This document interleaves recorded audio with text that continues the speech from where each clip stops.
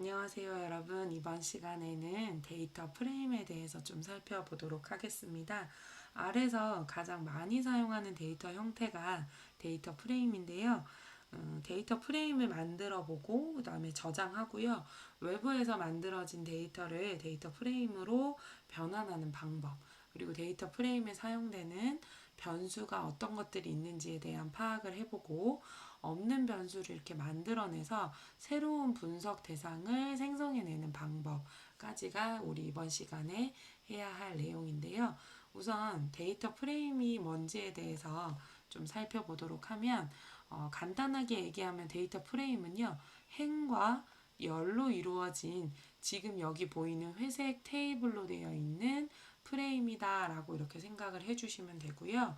자, R에서는요, 지금 이 프레임에서 보이는 성별, 연령, 학점, 연봉과 같은 이 데이터들이 뭘 나타내고 있는지에 대한 속성을 변수라고 이렇게 지칭하기로 했습니다. R에서는. 자, 그리고 해당하는 변수별로 실제 데이터들이 이렇게 행 단위로 나열이 돼서 나타나 있게 되는데요. 이것들을 케이스 또는 레코드다라고 이렇게 명명하기도 합니다. 그러면 지금 여기에 이렇게 있는 데이터를 보면, 예를 들어서 어떤 회사의 신입사원 입사 기초 정보다라고 이렇게 가정을 한다면, 성별, 연령, 학점, 연봉 정보만 이렇게 있어요.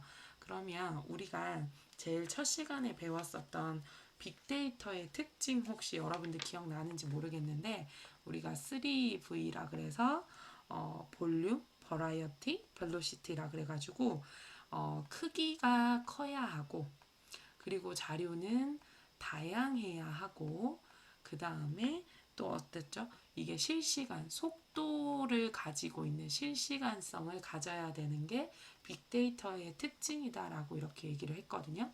그러면 지금 여기 우리가 보고 있는 신입사원 기초정보 테이블에서 크기가 크다라는 거를 어떻게 표시할 수 있냐면, 여기서 크기가 크다라는 의미는 레코드가 굉장히 많다라는 의미일 수도 있고요. 또는 변수가 여러 개일 수 있다라는 뜻일 수도 있어요. 그리고 여기에 올라오는 데이터가 실시간 자료고 외부 환경에 의해서 뭔가 센서 값으로 그때그때 올라오는 아주 큰 양의 데이터다라고 하는 게 빅데이터라고 얘기할 수 있는데요. 제가 여기다 좀 적어놨어요. 자, 행이나 레코드가 많다라고 하는 경우에는요, 말 그대로 진짜 양이 많다라는 거예요. 양이 많기 때문에 이 많은 양을 컴퓨터가 처리하려면 컴퓨터가 느려져요. 그래서 이걸 해결을 하려면 고사양의 장비가 필요해요. 그러니까 여러분들 게이밍 노트북이나 게이밍 PC도 많이 사용을 하겠지만, 그 GPU, 그래픽 프로세서를 사용하는 고사양의 PC만큼 빅데이터를 다루는 PC도 굉장히 고사양의 장비가 필요하거든요. 방대한 양의 자료를 처리하다 보니까 고사양의 장비를 구축을 하면 이 부분은 해결이 돼요. 자, 근데 변수나 필드가 많은 경우가 있었어요. 자, 변수가 많은 경우는 상대적으로 행이 많은 것보다 분석 방법의 다양성을 가져줘야 되거든요. 그 여기서 말하는 거는 다양성이에요. 열이 많다는 거는. 자, 다양성인데, 다양성이 많다라는 거는 분석 방법, 여러 가지 방법이 있는데, 그 여러 가지 방법에 한계가 있을 수 있다라는 거거든요. 그러니까 정형화된 변수가 있을 수도 있고 비정형화된 변수들이 있을 수 있기 때문에 분석 방법에 한계가 있어서 기초 분석 방법부터 고급 분석 방법까지가 필요해서 데이터 분석을 이렇게 해내 갈 수 있어요. 그래서 사실은요, 데이터 프레임에서 물론 행의 개수도 어느 정도 중요하겠지만, 행의 개수가 많은 것보다는요, 열의 개수가 많은 게 데이터 분석하기에는 훨씬 더 좋은 모양을 가지고 있다라는 뜻을 얘기를 해요. 그래서 기존에 제시되는 변수도 있겠지만, 기존 변수를 조합하거나 새롭게 뭔가 연산이나 함수를 써서 내가 또다시 나타낼 수 있는 변수들이 많이 발생이 되는 게 우리가 분석할 때 가장 뭔가 쾌적한 상태의 데이터 프레임이라고 얘기할 수 있겠죠.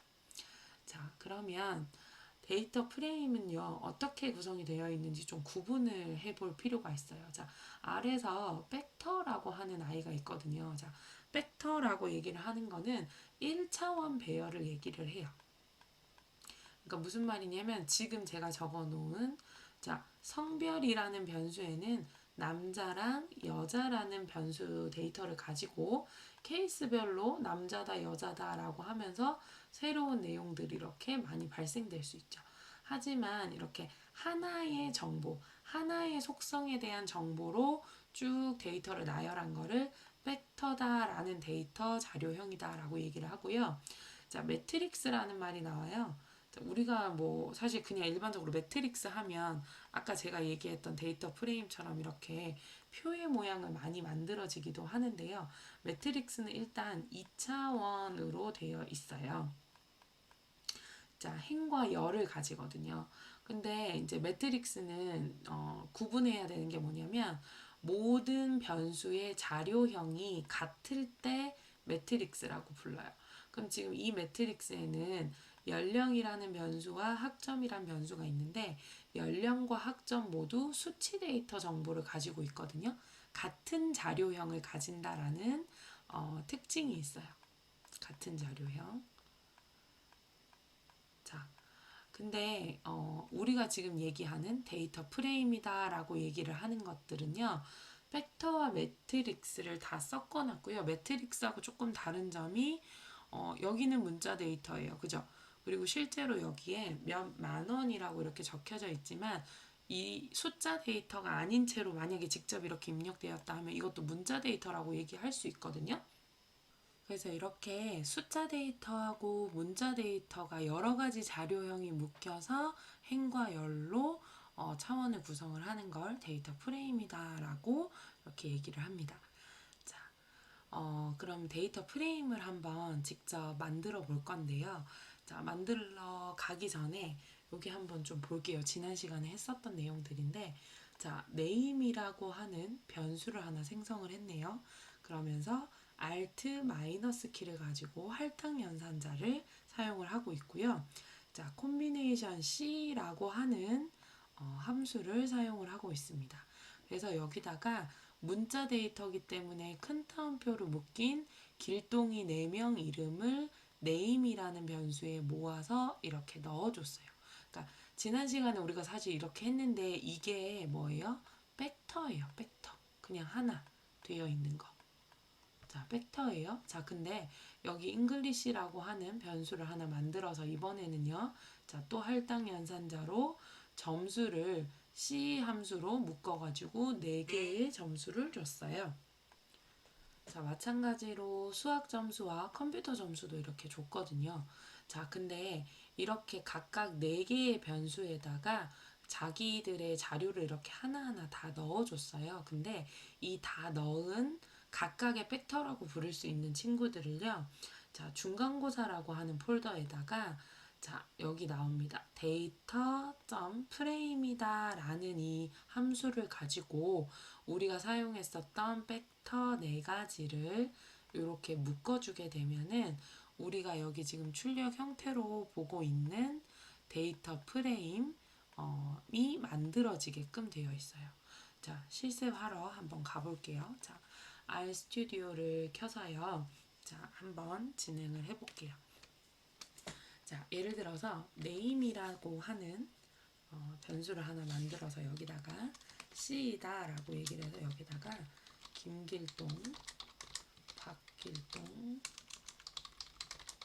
자, 저는 최길동이다 라고 이렇게 해서 변수를 하나 만들었어요. 자, 그랬더니 여기에 우리 환경 변수창이에요. 자, name이라는 변수에 김길동, 박길동, 최길동이가 들어갔어요. 자, 그럼 난 여기다가 컴퓨터 점수를 만들 거예요. 컴 점수를 해서 뭐 각각의 점수별로 이렇게 점수를 줬고요. 자, 그 다음에 수학 점수도 예를 들어서 주겠습니다. 자, 수학 점수도 90점, 뭐 85점 이렇게 해서 수학 점수도 이렇게 줬어요. 자, 이렇게 주고 난 다음에 이게 중간고사 점수다 이래가지고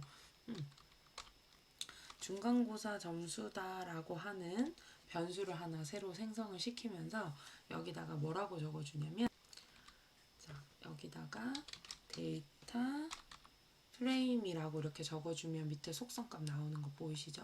자, 데이터 프레임이다 라고 이렇게 적어주고 여기에서 사용될 팩터들을 이렇게 적어주면 돼요. name, com, s 라고 이렇게 얘기를 해서 또 다른 새로운 이렇게 프레임을 이렇게 만들었어요. 여기 지금 오른쪽에 환경 변수 보면은 value라 그래서 우리가 변수를 만들었을 때랑은 조금 다른 데이터라고 하면서 midterm이라고 이렇게 나오는 거 보이시죠? 그래서 뭐가 되어 있냐면 세 개의 변수와 그러니까 세 개의 레코드와 세 개의 변수가 표시되어 있다라고 해가지고 이렇게 midterm이라고 나오고요. 옆에 있는 이 그 표 모양처럼 생긴 거 눌러주게 되면 어떤 데이터로 들어가 있는지를 또 이렇게 미리 보기를 해줘요. 그러니까 이 메뉴를 사용을 해도 되지만 조금 있다가는 명령어를 사용을 해서 한번 살펴볼게요.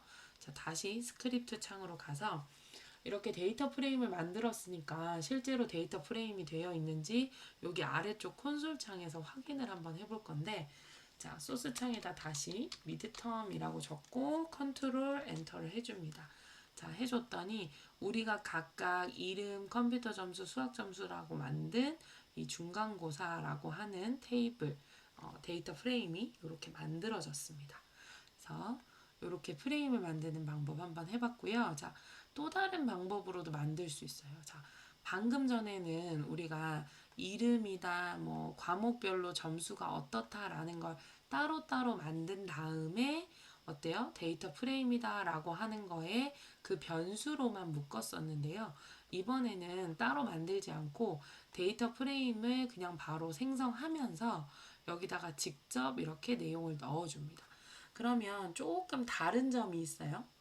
자, 아까 전에는 우리가 이렇게 변수를 생성을 시켜서 이렇게 돼 있는 데이터를 대입할 때 이렇게 할당 연산자를 썼거든요. 근데 지금 여기 한번 보세요.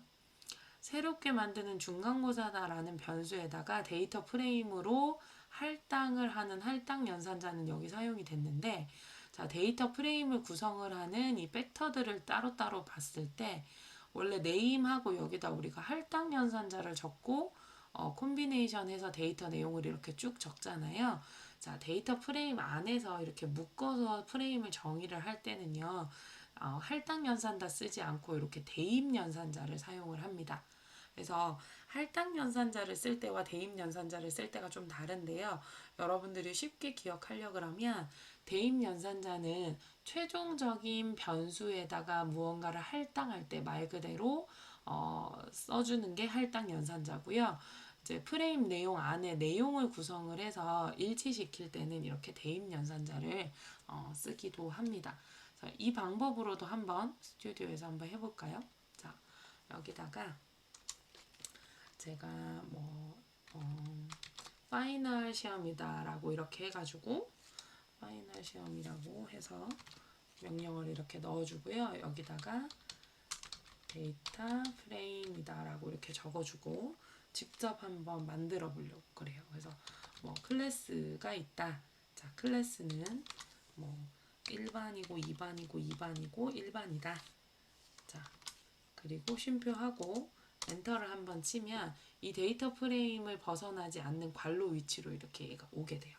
그래서 여기에다가 1, 2, 3반이고요. 그 다음에 여기에 자, 나이를 한번 넣어볼게요. 나이를 넣어서 자, 여기는 1학년은 17살이고 근데 2학년 중에도 17살 있을 수도 있고 자, 여기 18살, 17살이다 라고 해가지고 이렇게 파이널 클래스룸을 이렇게 만들었어요.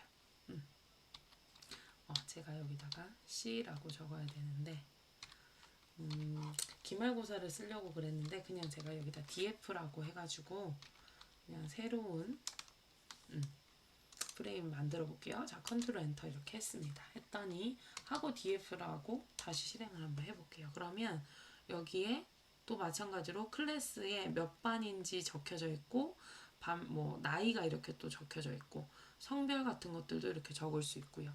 그러니까 이런 방법으로도 데이터 프레임을 만들 수 있다라는 거 한번 해봤습니다. 자, 그러면 이번에는요, 데이터 프레임 안에 있는 내용을 좀 분석을 해볼 거예요. 자, 어떻게 분석을 해볼 거냐면, 우리 지난 시간에 배웠어요. mean이라고 하는 함수는 여기 안에다가 인수를 적어줄 건데, 이 인수들의 뭐를 구해주죠? 평균을 구해주는 함수가 mean이라는 함수인데요. 여기 지금 보면 이렇게 데이터 프레임이 있어요. 홍길동부터 이길동에 영어, 수학, 컴퓨터 점수가 있는데요. 영어 점수의 평균은 어떻게 되고 수학 점수 평균, 그다음 컴퓨터 점수 평균은 어떻게 되는지를 지금 여기서 살펴보고 있는데 뭐 중요한 건 이거예요. 지난 시간에는 우리가 벡터 하나만 했기 때문에 뭐 예를 들어서 mean 해가지고 x라는 변수의 평균을 구해라 그럼 그냥 변수명만 이렇게 적어주면 됐었는데 지금 같은 경우에는 해당하는 데이터 프레임이 있고 그 프레임에 해당하는 속성 변수의 평균을 구하세요 라고 하는 부분이 있어가지고 한번 해보겠습니다. 자, 일단 우리가 저기 미드텀이다 라고 하는 한 번 더 적어볼까요? 미드텀이다 라고 하는 자, 우리 이 테이블을 가지고 있어요. 자, 이 테이블에서 수학 점수의 평균이 궁금하단 말이에요. 수학 점수의 평균이. 그래서 수학 점수 평균 우리가 여기다가 mean이라고 적고 mean이라고 적은 다음에 괄호 열고 여기다가 그냥 수학이라고 이렇게 적어버리면 얘는 실행을 못 시켜요. 왜냐하면 그냥 매스라고 되어 있는 아이고 제가 이렇게 해주게 되면은 지금은 이제 아까 전에 우리가 이렇게 변수를 만들어 놨었던 게 있었기 때문에 이렇게 평균을 구하기도 하는데요. 해당하는 데이터 프레임 내에 그 변수의 평균을 구할 때는 여기다 이렇게 midterm의라는 이렇게 달러 모양을 해주시고요. midterm이라고 데이터 프레임 이름을 딱 적어주니까 해당하는 프레임 내의 속성 변수들이 이렇게 표시가 되죠. 그 예를 들어서 여기 나는 컴퓨터 점수 평균을 내보겠다라고 해서 컨트롤 엔터 이렇게 해볼 수 있고요. 자, 뭐또 midterm 달러 표시를 하고요. 이번에는 수학 점수 평균을 다시 한 번 더 내보겠다. 그래서 컨트롤 엔터를 해주면 또 수학 점수의 평균 이렇게 해서 표시를 내줍니다. 제가 오늘 탐구활동 과제를요. 설문으로 안 하고 우리 영상에서 중간중간에 탐구활동 과제가 등장할 거예요. 그러면 여러분들이 여기 이렇게 RStudi오에다가 소스 코드를 적고 컨트롤 엔터를 하게 되면 여기 아래쪽 콘솔 창에 이렇게 데이터 내용들이 나오잖아요. 그럼 만약에 예를 들어서 제가 미드텀이라는 데이터 테이블에서 컴퓨터와 수학 점수 평균을 구하세요 라고 하는 탐구활동 과제를 냈어요. 그러면 여러분들이 이렇게 미드텀의 컴퓨터 점수의 민 값을 그리고 미드텀의 매스의 민 값을 이렇게 명령어를 두 줄을 적겠죠. 그러고 난 다음에 컨트롤 엔터를 해주면 여기에 이렇게 결과가 나오잖아요. 여기 아래쪽에 자, 여기 콘솔에 되어 있는 이 부분을 이렇게 복사해가지고 답안 제출 파일에 붙여넣기를 해주시면 돼요. 이 자료만 되셨죠? 자, 그러면 이제 탐구활동 과제가 나왔어요. 자, 방금 전에 우리가 사용해봤던 데이터 프레임이다 라는 함수와 콤비네이션 C 함수를 조합을 해서 여기 지금 보이는 표가 있죠? 자, 이 표도 변수가 또 3개고 레코드가 3개네요. 자, 이 표 내용을 데이터 프레임으로 만들어서 출력해 보세요 했어요. 그러면 데이터 프레임 만드는 방법은 제가 2가지를 가르쳐 드렸는데 뭐 편하신 방법을 사용을 해서 만드신 다음에 예를 들어서 지금 DF처럼 제가 다시 컨트롤 엔터 해보면 만들어진 테이블이 이렇게 보이면 되겠죠. 그죠? 그래서 제가 여기 잠깐 지우고 보여드릴게요. 자, 여기서부터 제가 여기까지만 해볼게요. 요렇게 4개만, 5줄까지만 블럭을 잡고 컨트롤 엔터를 해보면요. 자, 여기다가 뭐라고 쓰고 미드텀을 확인했더니 이 데이터 프레임이 보였다 하면서 이 부분에 대한 소스 코드 있죠.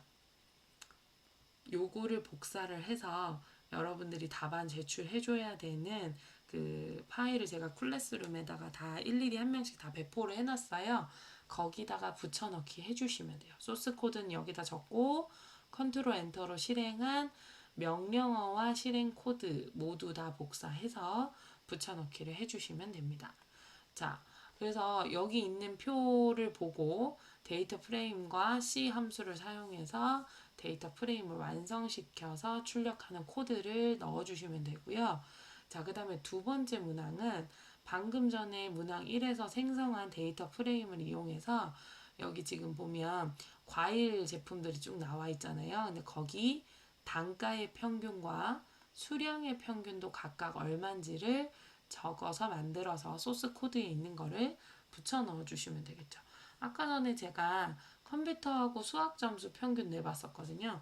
이것도 다시 컨트롤 엔터를 해보면 이렇게 뭔가 명령어를 줘서 해당하는 변수의 평균을 구하는 이 데이터를 복사해서 붙여 넣어 주시면 되겠죠. 그죠? 그래서 탐구활동까지 두 가지 해주시고요. 오늘은 탐구활동이 총 5문항이 나가요. 자, 그래서 이번 영상은 이렇게 데이터 프레임에 대한 내용을 살펴보고 탐구활동 과제하는 걸로 마무리하겠습니다. 자, 다음 영상에서는 외부 데이터 다루는 부분으로 한번 자료를 살펴보겠습니다.